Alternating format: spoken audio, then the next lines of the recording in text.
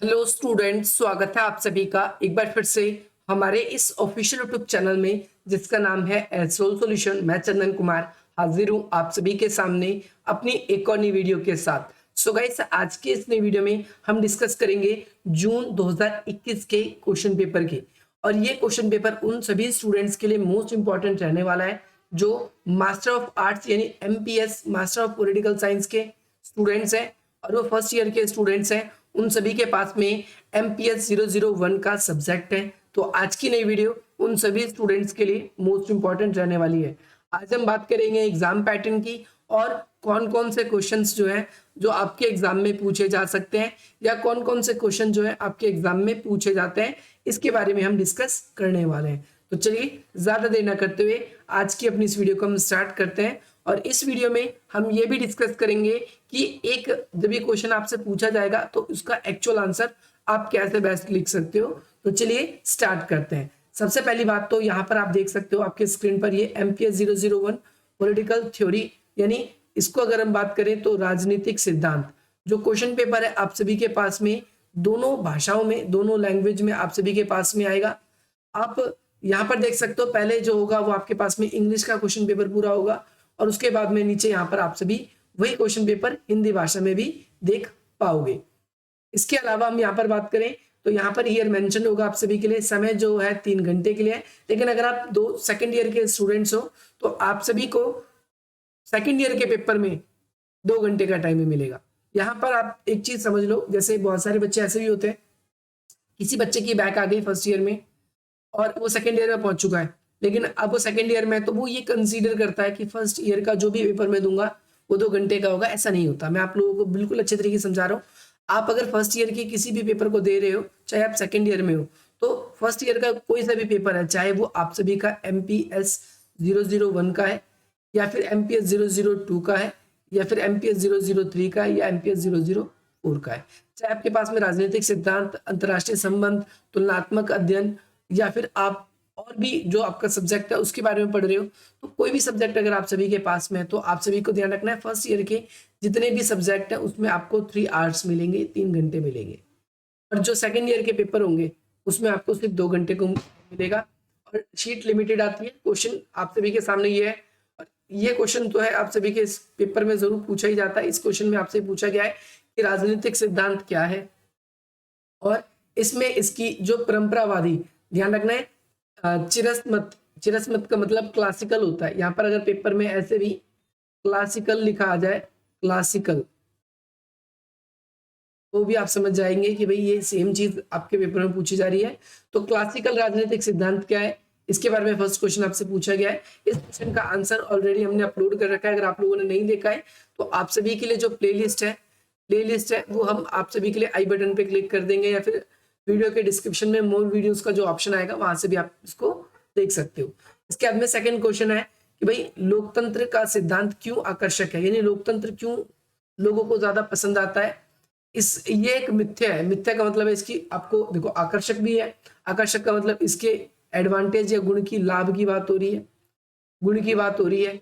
और एक मिथ्या का मतलब यहाँ पर इसके अवगुण की बात हो रही है। तो आपको यहाँ पर इन सभी चीजों के साथ डील करनी है इस क्वेश्चन के अंदर। नेक्स्ट क्वेश्चन है रॉयल्स के न्याय के सिद्धांत की अवधारणा का व्याख्या करना है। आप सभी को पता है जॉन रॉल्स एक आधुनिक विचारक थे जिन्होंने अपने वितरणात्मक न्याय के सिद्धांत को दिया था, जिसमें इन्होंने जो है अवसरों की समानता, साथ ही साथ में जो भी हमारी आवश्यक वस्तु है उन सभी संसाधनों तक पहुंच, सतत पोषणीयता, इन सब चीजों के बारे में बात करी है। तो ये क्वेश्चन आप सभी के एग्जाम के पॉइंट ऑफ व्यू से बहुत ज्यादा रेलेवेंट है। ये आप सभी को जरूर प्रिपेयर करना है।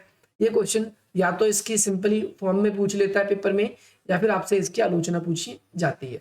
नेक्स्ट क्वेश्चन आपसे पूछा गया है कि उदारवाद की अवधारणा। जितने भी क्वेश्चन है ये सारे के सारे आपको प्लेलिस्ट में मिल जाएंगे। प्लेलिस्ट का लिंक डिस्क्रिप्शन बॉक्स में यू कैन डाउनलोड, वीडियो को भी डाउनलोड कर सकते हो और उसके नोट्स को भी उस वीडियो में, पर्टिकुलर वीडियोस के अंदर जाकर डिस्क्रिप्शन बॉक्स में उसके नोट्स को भी डाउनलोड कर सकते हो। यहाँ पर उदारवाद की बात हुई है तो उदारवाद की आपको परिभाषा देनी है और इसकी उदारवाद की विशेषताओं को बताना है। तो ये तो बहुत लड्डू क्वेश्चन है कि उदारवाद की कई विशेषताएं, जैसे ये मुक्त बाजार की बात करता है, मुक्त बाजार की बात करता है, व्यक्ति के जो पर्सनल कार्य है उसमें न्यूनतम हस्तक्षेप की बात करता है, ये भी आप सभी को ध्यान रखना है। और न्यूनतम हस्तक्षेप के साथ साथ आप सभी को एक चीज का और ध्यान रखना है, इसके अंदर जो है स्वच्छंदवाद की भी बात होती है, अधिकतम व्यक्तियों को अधिकतम सुख की बात होती है। ये सारे के सारे कॉन्सेप्ट आप सभी को इसके अंदर करने होंगे। आई होप आपको ये क्लियर होगा। एक सेकेंड।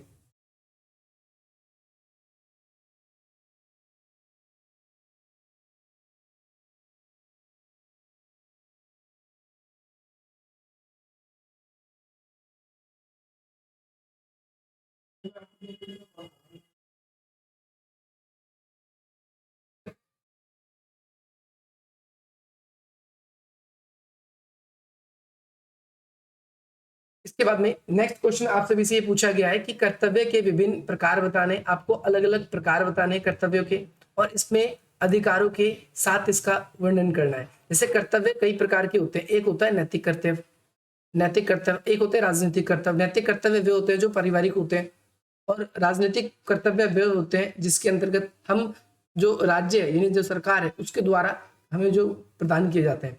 अधिकार के साथ इसके क्या संबंध है, इसको भी हमने डिफाइन कर रखा है, प्लेलिस्ट के अंदर आप सभी को मिल जाएगा। और बाकी जो क्वेश्चन आप लोगों के लिए ऐसे भी होंगे, एक आधे अगर रह भी गए होंगे तो वो आप लोगों को जल्दी अपलोड कर दिए जाएंगे। सबसे बड़ी बात पेपर के अंदर क्या है, आपके पास में 2 खंड बट के आएंगे, एक खंड से आप मैक्सिमम 3 क्वेश्चन करेंगे और टोटल 5 करने हैं। टोटल अगर हम बात करें, अगर आपको टोटल 5 करने हैं अगर, तो 1 से 3 करोगे और 1 से 2 करोगे। अब आप 3 क्वेश्चन जो है चाहे वो सेकंड से कर लो चाहे वो फर्स्ट से कर लो, पर 1 से 3 ही कर सकते, उससे ज्यादा नहीं कर सकते।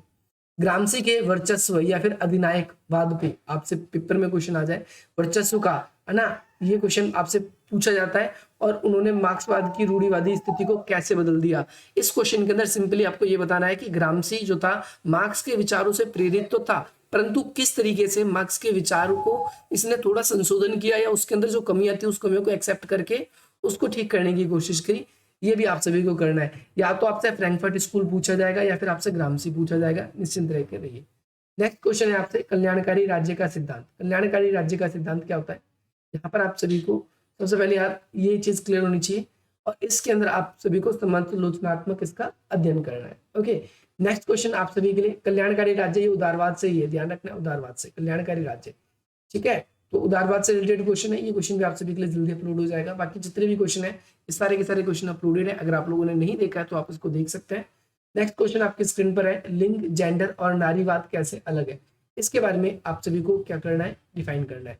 लिंग, जेंडर और नारीवाद कैसे अलग है। देखो, लिंग जो है ये एक सेक्सुअली है, और जो जेंडर होता है ये एक, जेंडर एक तो भौतिक रूप से हमको डायरेक्टली हम इसको डिफाइन करना चाहें तो we can define it like, जो एक तो हमारे हम लोगों को जेंडर के आधार पे डिस्क्रिमिनेट करते हैं, भेदभाव करते हैं, बांट देते हैं। और ये क्या होता है कि ये एक बायोलॉजिकल डिफरेंस है, लिंग बायोलॉजिकल डिफरेंस, ये प्राकृतिक रूप से, और जेंडर जो है हम सामाजिक रूप से इसके अंदर जो डिफ्रेंशिएट करते हैं इसके अंदर ये देखने को मिलता है। ये क्वेश्चन भी आप सभी के लिए जल्दी अपलोड हो जाएगा, ये क्वेश्चन भी जल्दी आप सभी को, क्योंकि इस क्वेश्चन की डिमांड रहती है। ऐसे घूमे हुए क्वेश्चन आते हैं, बट कोशिश ये होनी चाहिए पेपर में जो सिंपल क्वेश्चन है, जैसे ग्रामसी का क्वेश्चन है, इसको कर लो। इसका शॉर्ट नोट जरूर अटेंड करो, क्योंकि 1 यूनिट से आपको 2 ही करने हैं। तो शॉर्ट नोट में आपसे क्या पूछे गए, या तो आपको फांसीवाद के ऊपर लिखना है। आपको पता है फांसीवाद कहाँ पर उदय हुआ था, तो आप कहोगे इटली में उदय हुआ था, इटली में उदय हुआ था। इसको हम अधिनायक तंत्र के रूप में देख सकते हैं, अधिनायक तंत्र के रूप में देख सकते हैं। ओके, और प्राकृतिक अधिकारों का सिद्धांत, तो प्राकृतिक अधिकारों का सिद्धांत सिंपल है कि प्राकृतिक अधिकार, इसमें आप सभी बिल्कुल इजी भाषा में इसको कर सकते हो। ये क्वेश्चन भी आप सभी के लिए ऑलरेडी अपलोडेड है। सो गाइस, ये क्वेश्चन आप सभी से पूछे जाते हैं, और बाकी फॉर फर्दर, क्योंकि ये एक ऐसे पेपर एग्जाम पैटर्न की वीडियो थी कि कैसे क्वेश्चन आप सभी के लिए पेपर में आएंगे, और यहाँ पर एक पूरा क्वेश्चन पेपर डिस्कस हुआ है कि ऐसे क्वेश्चन आ रहे हैं, आप लोगों की तैयारी कैसे चल रही है, बिकॉज ऑफ दिसंबर में आपके सभी के एग्जाम है। और आप सभी ने अगर अब तक हमारे चैनल को सब्सक्राइब नहीं किया तो कर लें, और हमारे साथ जुड़ना चाहते हैं तो इन नंबर्स के थ्रू जुड़ सकते हैं। बाकी जो भी वीडियोस होगी आप सभी के लिए जल्द से जल्द और ज़्यादा से ज़्यादा हम अपडेट करने की कोशिश करेंगे। होपफुली आप सभी को ये वीडियो पसंद आएगी, और इसी प्रकार से आप हमारे चैनल से बने रहेंगे। बाकी मिलते हैं आप सभी से अपनी अगली वीडियो में। जय हिंद, जय